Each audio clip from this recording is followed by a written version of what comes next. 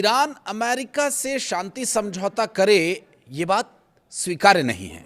कौन है जो शांति वार्ता के खिलाफ है? विरोध के बीच बातचीत से क्या बनेगी बात?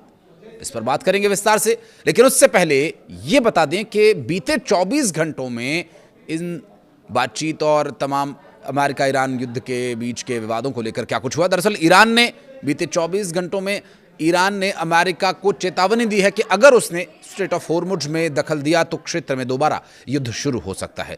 तो वहीं यूएस कमांड, सेंट्रल कमांड जिसे सेंटकॉम भी कहा जाता है, उसने कहा कि 70 से ज्यादा जहाजों को ईरानी बंदरगाहों तक पहुंचने या वहां से निकलने से रोका गया। अमेरिका के मुताबिक इन जहाजों में $13 अरब से ज्यादा की कीमत का तेल ले जाने की क्षमता थी।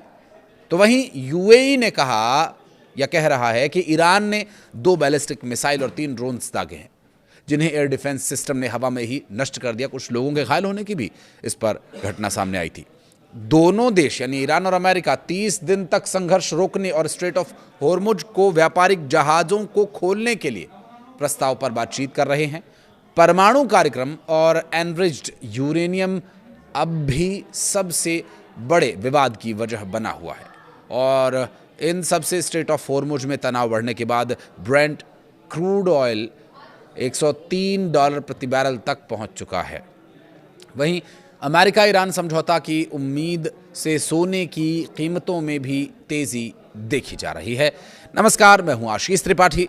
अमेरिका और ईरान के बीच तनाव कम करने को लेकर अगले हफ्ते पाकिस्तान की राजधानी इस्लामाबाद में एक बार फिर बातचीत शुरू हो सकती है।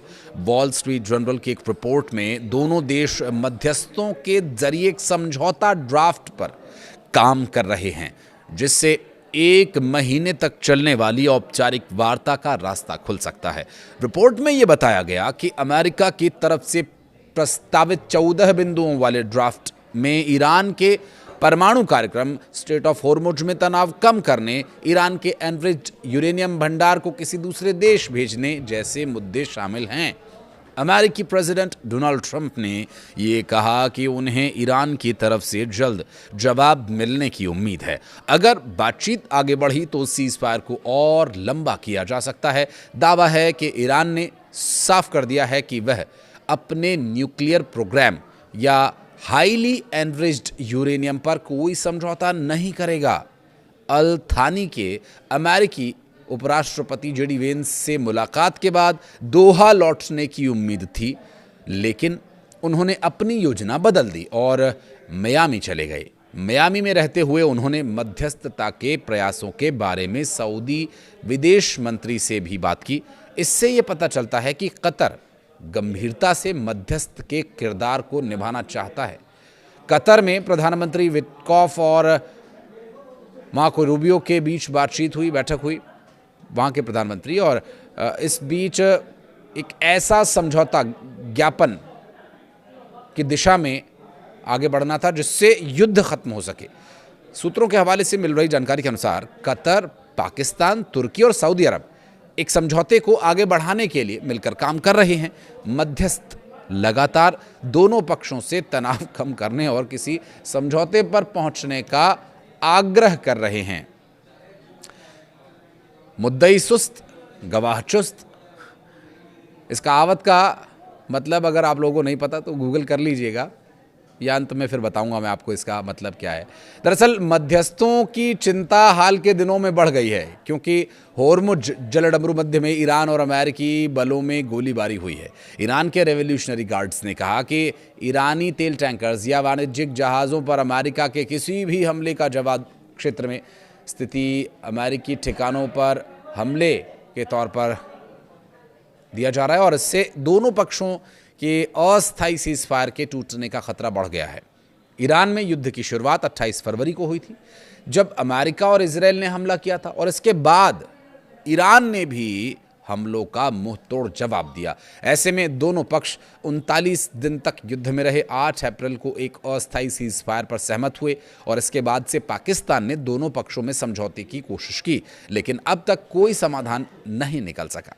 भिखारिस्तान समझौता करा भी पाएगा या नहीं, इस पर भी आशंका लगातार बनी हुई है, क्योंकि ईरान ने पहले ही भिखारिस्तान या जो पाकिस्तान के नाम से जाना जाता है उसको लेकर के आशंका जताई थी और उसके पक्षपातपूर्ण रवैये को लेकर भी सवाल उठे थे। बहरहाल अभी उम्मीद है कि सब कुछ ठीक होगा, सब बातचीत होगी तो अच्छी बात है। तो वहीं ईरान के एक शक्तिशाली कट्टरपंथी गुट जिसका कि ये कहना है कि अमेरिका के साथ चल रही बातचीत ठीक नहीं है और इसका उन्होंने विरोध करते हुए जोरदार अभियान शुरू कर दिया है। उनका यह कहना है कि तेहरान को कोई भी समझौता केवल वॉशिंगटन को हराकर ही करना चाहिए।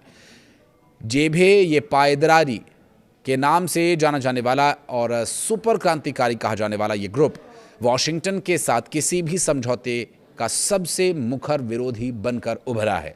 एक रिपोर्ट के मुताबिक इस गुट ने मीडिया अभियानों, भाषणों, संसद में हस्तक्षेप और तेहरान में बड़ी बड़ी रैलियों के जरिए अपना दबाव बढ़ा दिया है। German institute for international and security affairs के हामिद रेजा अजीजी ने CNN को ये बताया कि वे अमेरिका और इजराइल के खिलाफ प्रतिरोध को एक अनंत लड़ाई के तौर पर देखते हैं। अजीजी ने कहा कि वे एक ऐसे शिया राष्ट्र में विश्वास रखते हैं जिसका अस्तित्व दुनिया के अंत तक बना रहना चाहिए और जब इस धार्मिक विचारधारा की बात आती है तो वे काफ़ी कट्टर हो जाते हैं। और इस साल की शुरुआत में पूर्व सर्वोच्च नेता अयतुल्ला अली खामेनी के निधन के बाद इस गुट का उभार और भी ज़्यादा स्पष्ट दिखाई देने लगा है। जहां एक और ईरान का मौजूदा नेतृत्व बातचीत के दौरान एकता दिखाने की कोशिश कर रहा है तो वहीं दूसरी ओर ये गुट लगातार देश के वार्ताकारों पर हमले कर रहा है और उन पर शासन की रेड लाइन पार करने का आरोप भी लगाया गया। इस गुट से जुड़े एक मीडिया संस्थान राजा न्यूज़ द्वारा प्रकाशित एक लेख में बातचीत में शामिल लोगों की आलोचना की गई और आरोप यह लगाया गया कि ईरानी नेताओं की हत्याओं के बावजूद वे अमेरिकी अधिकारियों के साथ हाथ मिलाने को तैयार हैं। इस गुट के सदस्यों ने ईरान के मुख्य वार्ताकार मोहम्मद बागर गालिबाफ पर सांठ-गांठ का भी आरोप लगाया और वार्ताकारों को कायर कहा है। उन्होंने चेतावनी दी है कि बातचीत ईरान को भारी नुकसान पहुंचा सकती है। तो अब इस विरोध के काले बादलों के बीच क्या शांति की वर्षा हो पाएगी? कुछ कहना चाहें तो कमेंट सेक्शन में जरूर बताइएगा। वीडियो को यहां तक देखने के लिए बहुत बहुत धन्यवाद।